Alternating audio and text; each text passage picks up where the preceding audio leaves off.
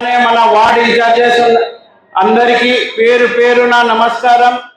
మా మహిళా కార్యకర్తలకి, మహిళా లీడర్లకి అందరికీ నమస్కారం. మన అనంతపూర్ నుంచి వచ్చేసిన మన నారాయణ అన్నకి నమస్కారం. నిన్న మనం చూస్తున్నాం నంద్యాలలో చూసాం, చాలా బాగా జరిగింది. కానీ కొంతమంది మీడియా మనం అన్నం తిన్నప్పుడు వచ్చి ఫోటోలు తీసి ఎవరు లేరు అంటే వాళ్ళ పని ఏం లేదు. వాళ్ళైతే వాళ్ళ నాయకుడు నంద్యాలలో ఉండడు, మేమేం చేస్తున్నాము, మేము డెవలప్మెంట్ చేస్తున్నాము ఓడ్చోలేక ఇంకా వాళ్ళ పనే ఇది. వాళ్ళు ఉండరు, ఉండి పని చేసే వాళ్ళకు పని చేయనియరు, ఏదో ఒకటి ఏర్పెడుతుంటారు. ఏమన్నా మీరు ఏం చేసినా ఎంత రాసినా ఖచ్చితంగా మనం ఈ మున్సిపాలిటీ ఎలక్షన్ గెలుస్తున్నామా లేదా అన్న, మొత్తం 52 వార్డ్స్ మనమే గెలుస్తున్నాం.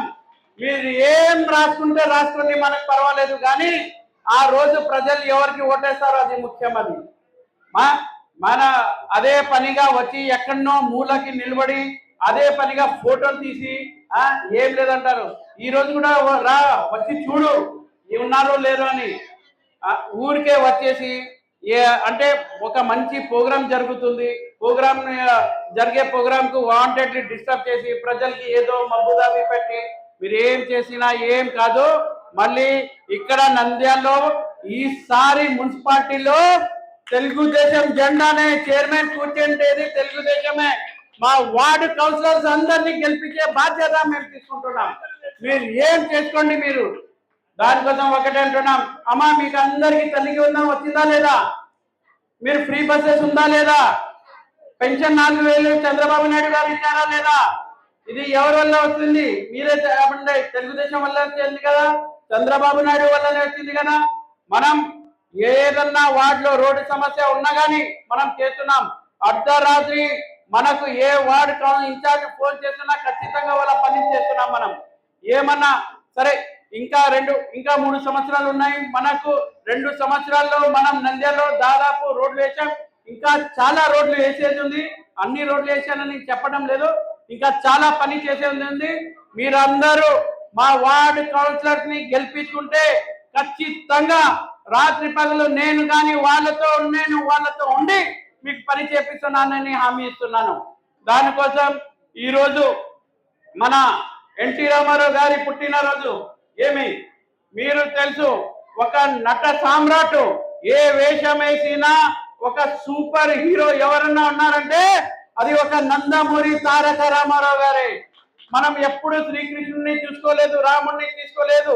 మనం ఎన్టీఆర్ లో అట్లాంటి లక్షణం చూస్తున్నాం.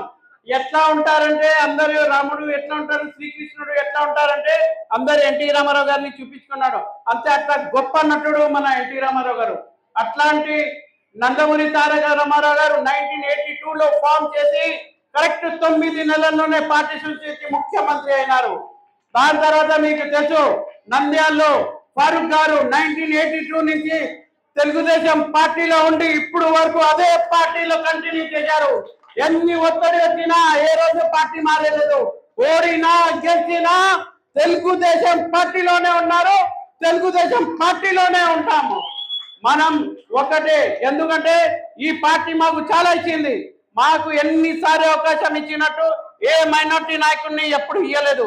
దానికోసం ఎన్టీ రామారావు గారిని, చంద్రబాబు నాయుడు గారిని, అట్లనే లోకేష్ బాబుని ధన్యవాదాలు తెలుసుకోవాలా. ఖచ్చితంగా మా ప్రాణం ఉండే వరకు ఈ పచ్చ జెండాతోనే ఉంటామని తెలుసుకుంటూ సెలవు తీసుకుంటున్నాం. జై హింద్, జై తెలుగుదేశం.